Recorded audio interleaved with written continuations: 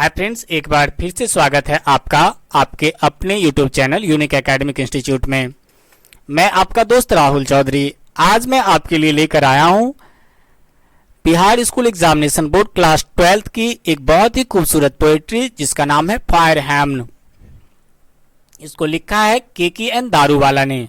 K. N.. Daruwalla का जन्म सन 1937 में लाहौर में हुआ था। तत्कालिक समय में लाहौर भारत का हिस्सा था क्योंकि 1947 से पहले इनका जन्म हुआ था स्वतंत्र भारत में।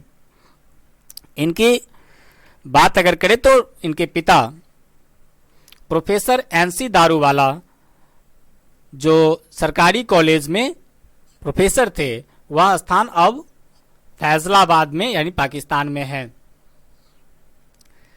और इनका परिवार जूनागढ़ में रहता था जो सन 1948 में रामपुर उत्तर प्रदेश चला गया। और अगर बात करें तो इन्होंने उर्दू में और फिर हिंदी में, अंग्रेजी के अलावा उर्दू और हिंदी में भी शिक्षा ली थी।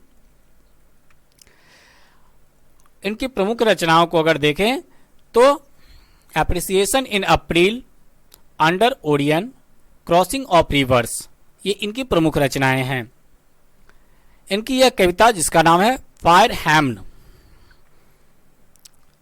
इसका मतलब होता है जो सब जल रहे होते हैं। फायर हैम्न यानी कि जहां सब दाह हो रहा होता है उस स्थिति को फायर हैम्न कहते हैं। जब सबों को जहां जलाया जाता है उस जगह को फायर हैम्न कहते हैं। एक छोटी सी लेकिन बहुत ही खूबसूरत सी रचना इनकी ये है। आइए देखते हैं क्या लिखते हैं कवि। द बर्निंग घाट एरोप्टेड फास्फोरेसेंस, जो शमशान घाट में उठता जो टिमटिमात, and wandering ghost light frightened passers by as moonlight scattered among the bones। कहते हैं कि जो शमशान घाट होता है वहां पे जो चिंगारी निकल रही होती है उजले रंग की, वो चिंगारी जो होती है वो फास्फोरेसेंस यानी फास्फोरस जब जलता है तो उजले कलर का वहां से प्रकाश निकलता है। तो वो कहते हैं कि फास्फोरस की तरह जो है वो चिंगारी जो है शमशान घाट में उठ रही होती है। और कहते हैं एंड वांडरिंग घोस्ट, और भटकती हुई आत्माएं यानी भूत जो है वो उस प्रकाश से डराती है। किसको? पासर्स बाय यानी जो राहगीर वहां से आते जाते हैं उसको। और उसके बाद कहता है as moonlight scuttled among the bones, और जैसे क्या होता है कि चंद्रमा का प्रकाश जो है वो पड़ता है किस पर? हड्डियों पर। और वो उजली उजली हड्डियों पर जो चंद्रमा का प्रकाश पड़ता है तो वो एक अलग प्रकार से चमकता हुआ दिखाई देता है। Once strolling at dawn past rivers bank and ghat, we saw embers losing their cruel redness to the grey, as that sallows all half-cooked limbs। एक सुबह सवेरे सवेरे जो कवि है वो घूमते जा रहा था। कहाँ? नदी के किनारे जो शमशान घाट बना हुआ था वहां पे। कवि ने देखा, मैंने देखा, जलती लकड़ी जो है वो क्या कर रही थी? वो अपनी लालिमा यानी वो उसके जो ललाहट थी, जो आग की ललाहट होती है उसको वह खो रही थी। और जो भूरे राख जो थे, जो ग्रे एस, एस मतलब राख होता है, भूरे राख में जो देखने से सैलोज ऑल यानी कि जो खगाई थी वो उसका दिखाई दे रहा था। क्या दिखाई दे रहा था? तो अर्धजले शरीर के अंग, यानी कि उसमें लग रहा था कि आधा आधा जला हुआ शरीर का जो हाफ कुक्ड लिम्स यानी शरीर का अंग आधा आधा जला जला सा वहां पे लटका पड़ा इधर उधर दिखाई दे रहा था। कहां? सब जहां जलता है उस घाट पर।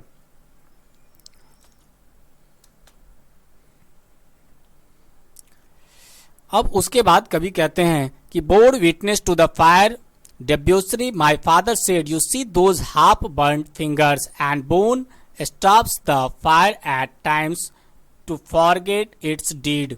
हम यहाँ पे रुकते हैं ताकि इसको ऐसे समझ सके।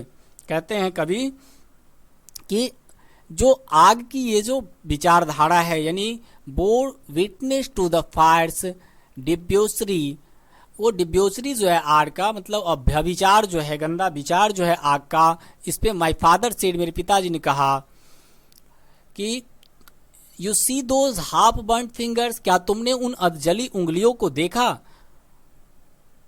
And bone stubs the fire at times forgets its deed, और हड्डी के जो टुकड़े हैं, कभी कभी आग भूल जाती है, वह भी मृत है। यानी वो भी मतलब आग की क्रूरता को ये कह रहे हैं कि वो आग की जो क्रूरता है उसके बारे में उसके पिताजी ने बताया कवि को। ऐसा हुआ कि कवि एक बार चला गया कहाँ, शमशान घाट में अपने पिताजी के साथ। तो वहां उसने देखा कि आग जल रही थी, यानी चिताएं जल रही थी और उससे उजली उजली जो प्रकाश है वो निकल रही थी, जैसे फास्फोरस के जलने से निकलता है। और कवि ने वहां देखा कि आग अपने प्रचंड रूप में है और वो राख झरझर करके नीचे गिर रहा है, जैसे चंद्रमा के प्रकाश पर चमकती हुई हड्डियों को उसने महसूस किया। और उसने देखा कि क्या है कि आधी जले जले अंग है। और उसी चीज के बारे में उनके पिताजी ने बताया कि क्या तुमने इन चीजों को देखा कि किस प्रकार से आधा जला हुआ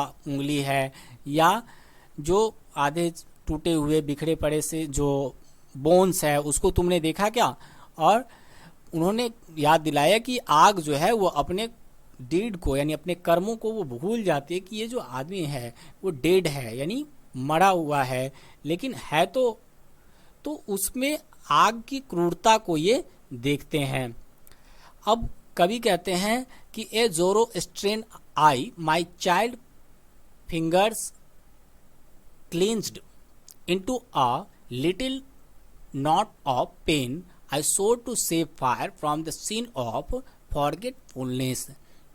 अब कवि कहते हैं कि मैं पारसी हूँ, मेरे बच्चे मुट्ठी बांध लिए थोड़े दर्द में, यानी कि मेरी एक बार कभी क्या हुआ कि कवि की उंगली जो है माई चाइल्ड फिंगर्स क्लेंस्ड, यानी आग से टकरा गई और उसने अपनी मुट्ठी बंद कर दी, वो उससे पीड़ा से चीख पड़ा।